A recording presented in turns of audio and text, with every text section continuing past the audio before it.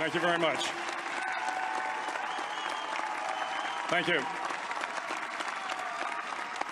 Well, thank you, President Powers, Provost Fenves, deans, members of the faculty, family and friends, and most importantly, the class of 2014. It is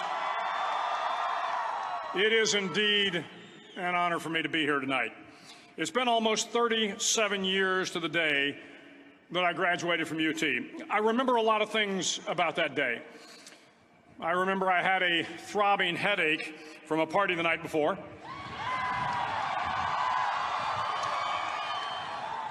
I remember I had a serious girlfriend, who I later married. That's important to remember, by the way. And I remember I was getting commissioned in the Navy that day. But of all the things I remember, I don't have a clue who the commencement speaker was, and I certainly don't remember anything they said. So acknowledging that fact, if I can't make this commencement speech memorable, I will at least try to make it short. So the university's slogan is, what starts here changes the world. Well, I've got to admit, I kind of like it. What starts here changes the world. Tonight, there are almost 8,000 students, or there are more than 8,000 students graduated from UT. So that great paragon of analytical rigor, Ask.com, says that the average American will meet 10,000 people in their lifetime. 10,000 people, that's a lot of folks. But if every one of you changed the lives of just 10 people, and each one of those people changed the lives of another 10 people, and another 10, then in 5 generations, 125 years, the class of 2014 will have changed the lives of 800 million people. 800 million people. Think about it. Over twice the population of the United States. Go one more generation, and you can change the entire population of the world, 8 billion people. If you think it's hard to change the lives of 10 people, change their lives forever, you're wrong. I saw it happen every day in Iraq and Afghanistan. A young Army officer makes a decision to go left instead of right down a road in Baghdad, and the 10 soldiers with him are saved from a close-in ambush. In Kandahar province, Afghanistan, a non-commissioned officer from the female engagement team senses that something isn't right and directs the infantry platoon away from a 500-pound IED, saving the lives of a dozen soldiers. But if you think about it, not only were those soldiers saved by the decisions of one person, but their children were saved, and their children's children. Generations were saved by one decision, one person. But changing the world can happen anywhere, and anyone can do it. So what starts here can indeed change the world. But the question is, what will the world look like after you change it? Well, I'm confident that it will look much, much better. But if you'll humor this old sailor for just a moment, I have a few suggestions that may help you on your way to a better world. And while these lessons were learned during my time in the military, I can assure you that it matters not whether you ever served a day in uniform. It matters not your gender, your ethnic or religious background, your orientation, or your social status. Our struggles in this world are similar, and the lessons to overcome those struggles and to move forward, changing ourselves and changing the world around. I've been a Navy SEAL for 36 years, but it all began when I left UT for basic SEAL training in Coronado, California. Basic SEAL training is 6 months of long, torturous runs in the soft sand, midnight swims in the cold water off San Diego, obstacle courses, unending calisthenics, days without sleep, and always being cold, wet, and miserable. It is 6 months of being constantly harassed by professionally trained warriors who seek to find the weak of mind and body and eliminate them from ever becoming a Navy SEAL. But the training also seeks to find those students who can lead in an environment of constant stress, chaos, failure, and hardships. To me, basic SEAL training was a lifetime of challenges crammed into 6 months. So here are the 10 lessons I learned from basic SEAL training that hopefully will be of value to you as you move forward in life. Every morning in SEAL training, my instructors, who at the time were all Vietnam veterans, would show up in my barracks room, and the first thing they'd do was inspect my bed.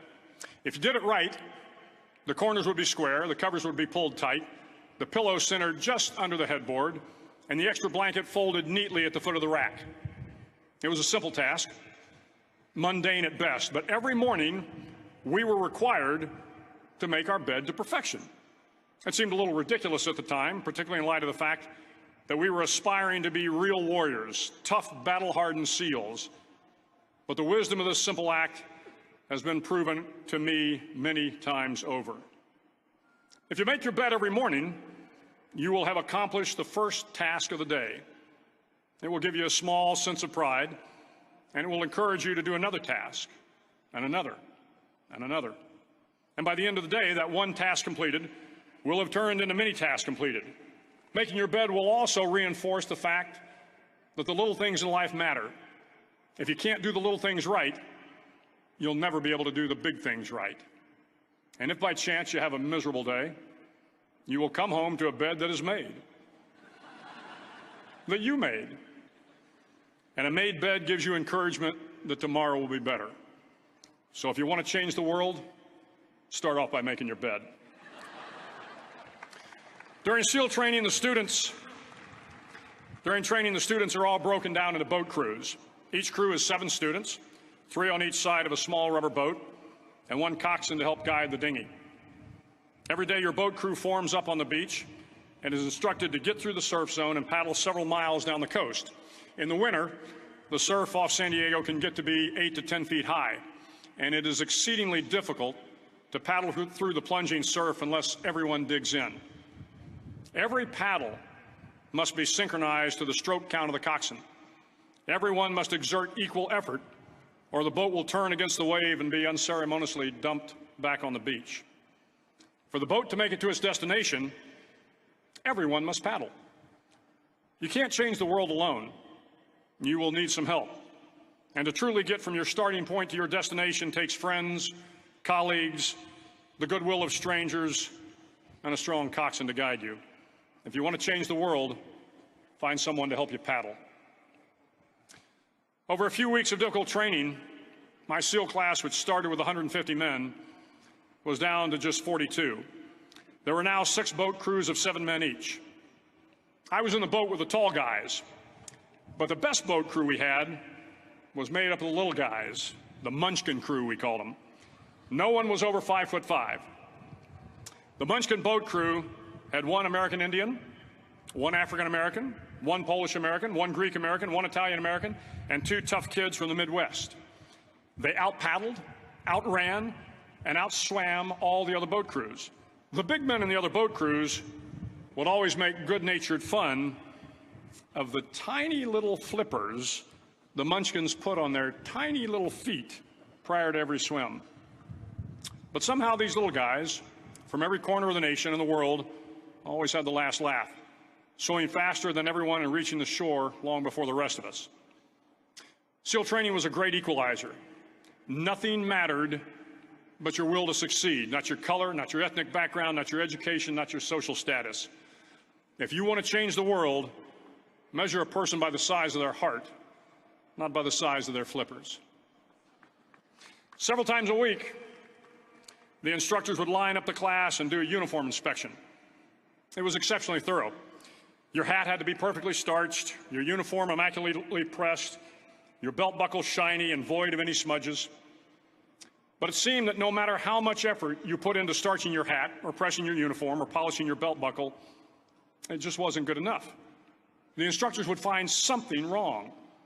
For failing the uniform inspection, the student had to run, fully clothed, into the surf zone, then wet from head to toe, roll around on the beach until every part of your body was covered with sand. The effect was known as a sugar cookie. You stayed in the uniform the rest of the day, cold, wet, and sandy.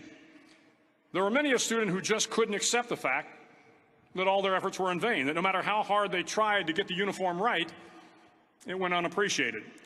Those students didn't make it through training. Those students didn't understand the purpose of the drill.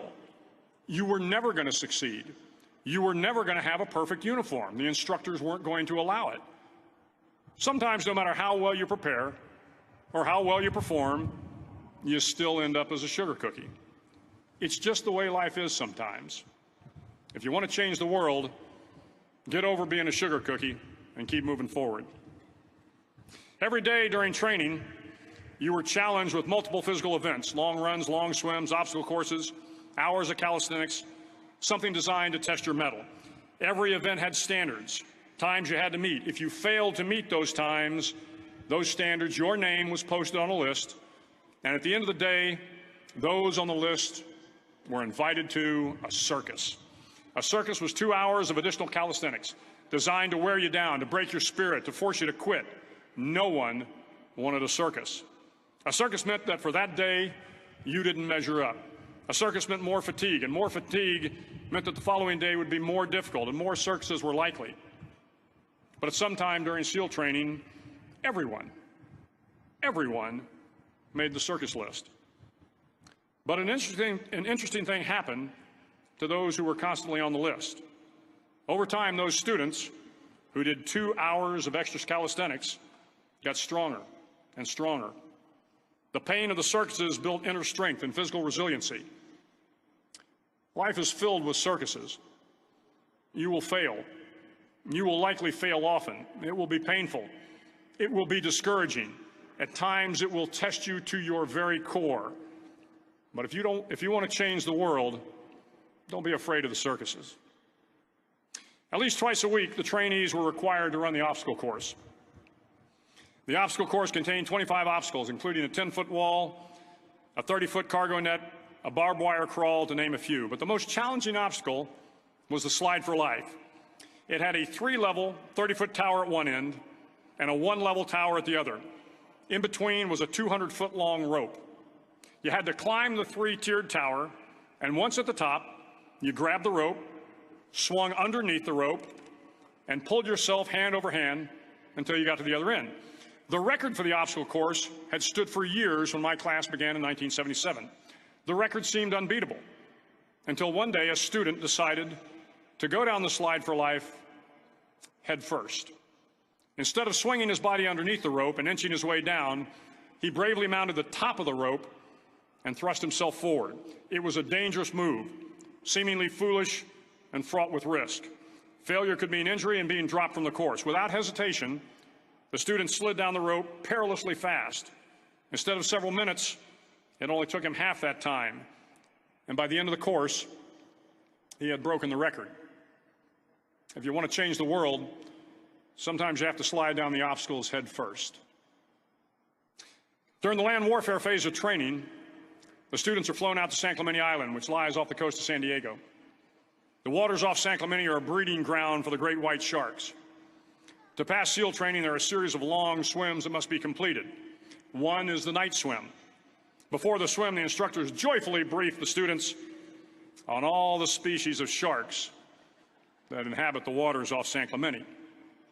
They assure you, however, that no student has ever been eaten by a shark, at least not that they can remember. But you are also taught that if a shark begins to circle your position, stand your ground. Do not swim away. Do not act afraid. And if the shark, hungry for a midnight snack, darts towards you, then summons up all your strength and punch him in the snout, and he will turn and swim away. There are a lot of sharks in the world. If you hope to complete the swim, you will have to deal with them. So if you want to change the world, don't back down from the sharks. As Navy SEALs, one of our jobs is to conduct underwater attacks against enemy shipping. We practice this technique extensively during training. The ship attack mission is where a pair of SEAL divers is dropped off outside an enemy harbor and then swims well over 2 miles underwater, using nothing but a depth gauge and a compass to get to the target. During the entire swim, even well below the surface, there is some light that comes through. It is comforting to know that there is open water above you. But as you approach the ship, which is tied to a pier, the light begins to fade. The steel structure of the ship blocks the moonlight. It blocks the surrounding street lamps. It blocks all ambient light. To be successful in your mission, you have to swim under the ship and find the keel, the center line, and the deepest part of the ship. This is your objective.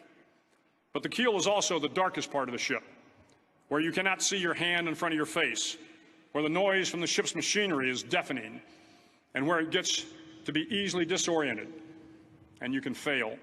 Every SEAL knows that under the keel, at that darkest moment of the mission, is a time when you need to be calm, when you must be calm, when you must be composed, when all your tactical skills, your physical power, and your inner strength must be brought to bear.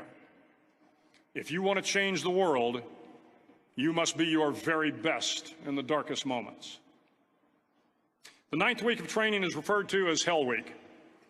It is 6 days of no sleep, constant physical and mental harassment, and one special day at the Mud Flats. The Mud Flats are an area between San Diego and Tijuana where the water runs off and creates the Tijuana Sloughs, a swampy patch of terrain where the mud will engulf you. It is on Wednesday of Hell Week that you paddle down in the Mud Flats and spend the next 15 hours trying to survive this freezing cold, the howling wind, and the incessant pressure to quit from the instructors. As the sun began to set that Wednesday evening, my training class, having committed some egregious infraction of the rules, was ordered into the mud. The mud consumed each man till there was nothing visible but our heads. The instructors told us we could leave the mud if only 5 men would quit. Only 5 men, just 5 men, and we could get out of the oppressive cold. Looking around the mud flat, it was apparent that some students were about to give up. It was still over 8 hours till the sun came up. 8 more hours of bone-chilling cold. The chattering teeth and the shivering moans of the trainees were so loud, it was hard to hear anything. And then one voice began to echo through the night. One voice raised in song. The song was terribly out of tune, but sung with great enthusiasm. One voice became 2, and 2 became 3, and before long, everyone in the class was singing. The instructors threatened us with more time in the mud if we kept up the singing, but the singing persisted. And somehow the mud seemed a little warmer, and the wind a little tamer, and the dawn not so far away. If I have learned anything in my time traveling the world, it is the power of hope. The power of one person, a Washington, a Lincoln, King, Mandela, and even a young girl from Pakistan, Malala. One person can change the world by giving people hope. So if you want to change the world, start singing when you're up to your neck in mud. Finally, in SEAL training, there's a bell. A brass bell that hangs in the center of the compound for all the students to see. All you have to do to quit is ring the bell. Ring the bell, and you no longer have to wake up at 5 o'clock. Ring the bell, and you no longer have to be in the freezing cold swims. Ring the bell, and you no longer have to do the runs, the obstacle course, the PT, and you no longer have to endure the hardships of training. All you have to do is ring the bell to get out. If you want to change the world, don't ever, ever ring the bell. To the class of 2014, you are moments away from graduating, moments away from beginning your journey through life, moments away from starting to change the world for the better. It will not be easy, but you are the class of 2014, the class that can affect the lives of 800 million people in the next century. Start each day with a task completed. Find someone to help you through life. Respect everyone. Know that life is not fair and that you will fail often. But if you take some risks, step up when the times are the toughest, face down the bullies, lift up the downtrodden, and never, ever give up. If you do these things, the next generation and the generations that follow will live in a world far better than the one we have today. And what started here will indeed have changed the world for the better. Thank you very much. Hook 'em horns.